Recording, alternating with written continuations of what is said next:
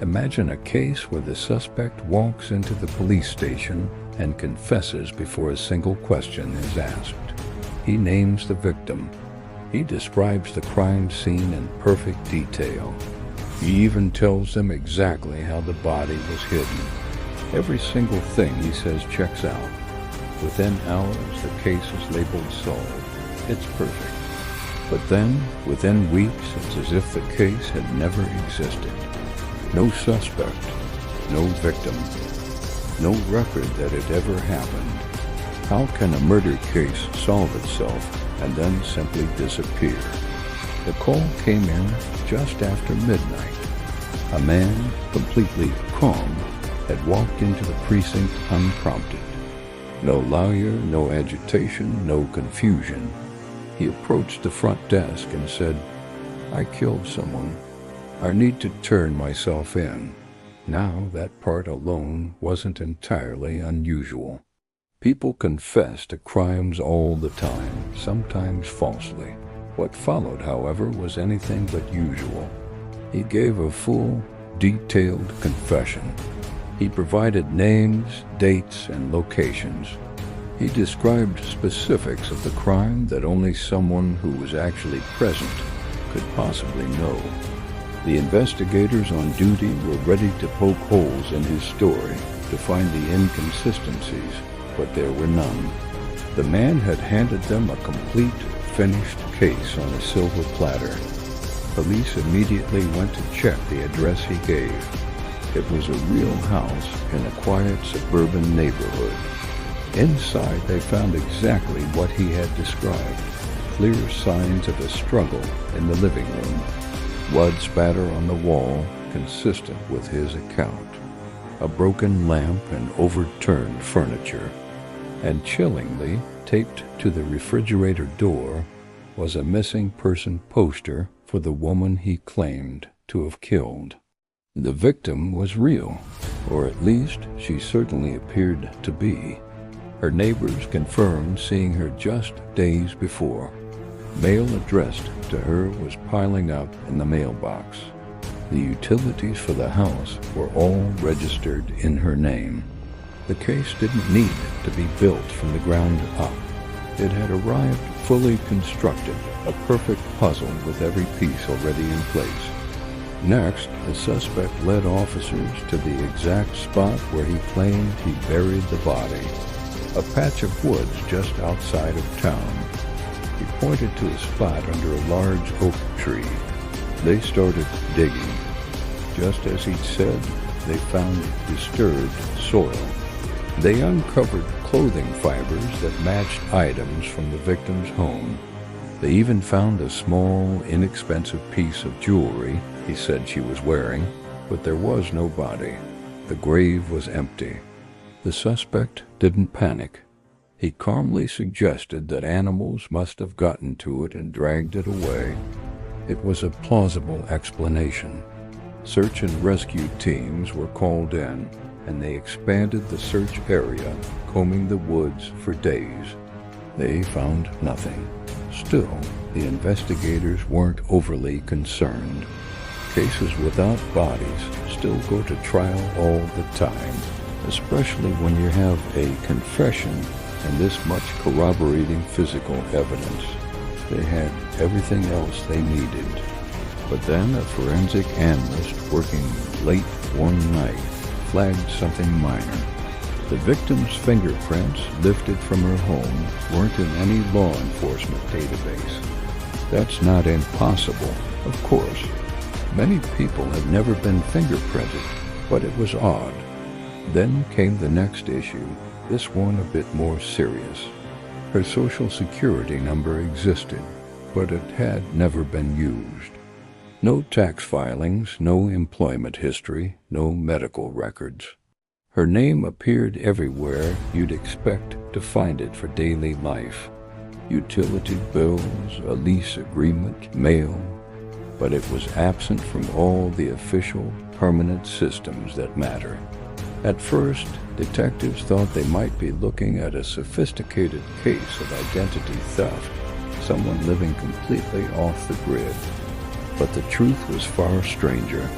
Investigators decided to trace her life backward. They looked for school records. They found a high school yearbook with her photo, but the school had no transcript or enrollment file under her name. They tried to verify her birth certificate. The county records office had a copy, but the hospital where she was supposedly born had no record of her. They tracked down previous addresses from her rental application.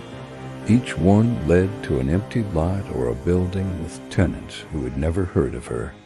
They re-interviewed the neighbors who had all confidently described her before. But this time their stories didn't quite line up. One remembered her with blonde hair. Another insisted it was brown. One said she had a thick accent. Another was sure she was local. Everyone was certain she existed, but no one could actually prove it with any verifiable detail. It was as if the victim, their concrete and tragic figure, was dissolving into thin air. With the victim becoming a ghost, attention turned back to the one solid thing they had, the suspect and his confession. They brought him in again and re-examined every word he'd said. His account of the crime itself was still flawless. He still knew details that only the police and the killer could know. But when they started asking different questions, things began to fray at the edges. When they asked how he met the victim, his answer was vague and shifted with each retelling. When they asked how long they knew each other, the timeline changed from a few weeks to several years. He didn't seem to be lying in the traditional sense. It felt more like he was reconstructing a story he had learned, not one he had lived. As if he'd been given a script and was now being asked to improvise scenes that weren't in it. That's when the truly inexplicable things started happening. A digital case file began to glitch. Scanned photos of the crime scene went missing from the server. Backup files were mysteriously corrupted. The audio recording of the initial confession was suddenly found to be partially erased, right in the middle of a key sentence. The files weren't destroyed. They were just gone. Detectives requested the original paper copies from the records room. When they arrived, the documents didn't match the earlier versions they remembered. Dates were altered. The victim's name was misspelled in a few places. Entire pages summarizing witness interviews were missing.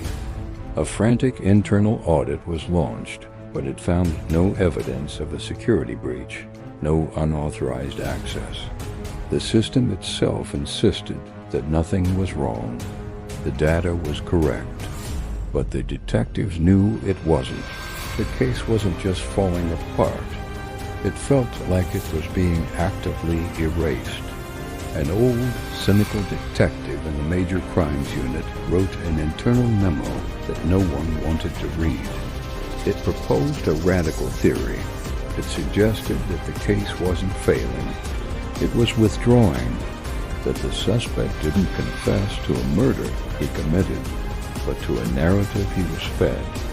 The memo argued that the victim was never a real person, but a constructed identity, a tulpa or a ghost in the machine, assembled from fragments of real, unconnected data points and inserted into the world just long enough to generate a crime.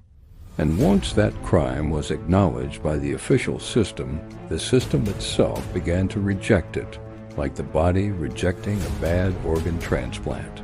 The whole event was an anomaly, a phantom story that had briefly haunted the real world. And now the world was correcting itself by erasing every trace. Soon after that memo circulated, charges against the suspect were quietly dropped. He was released from custody. There was no announcement to the media, no press conference to explain the sudden reversal. The official case number was eventually reassigned to a completely unrelated robbery. Any reporters who followed up on the story were told it had all been a bizarre clerical error from the start. The house where the crime supposedly happened was sold to a new family. The shallow grave in the woods was reclaimed by nature, disappearing under leaves and soil. The victim's name stopped appearing anywhere. It vanished from public records, from online mentions, from everything except for one place, the suspect's memory. He was the last person on earth who believed she was real. Here's what remains so unsettling. The confession was real. The physical evidence found at the scene was real. The police investigation was real. But the case couldn't survive scrutiny because it was too perfect. It presented itself as a solved crime, but its very perfection was the flaw that caused its collapse. If a crime requires belief to exist, what happens when belief is no longer enough? What happens when the facts themselves begin to deny reality? The case that solved itself then disappeared, and whatever intelligence or force created it, whatever authored that perfect and possible story never came back to claim it. Thanks for watching. If you find these kinds of stories as fascinating as I do, be sure to subscribe for more. This is Dark Trace.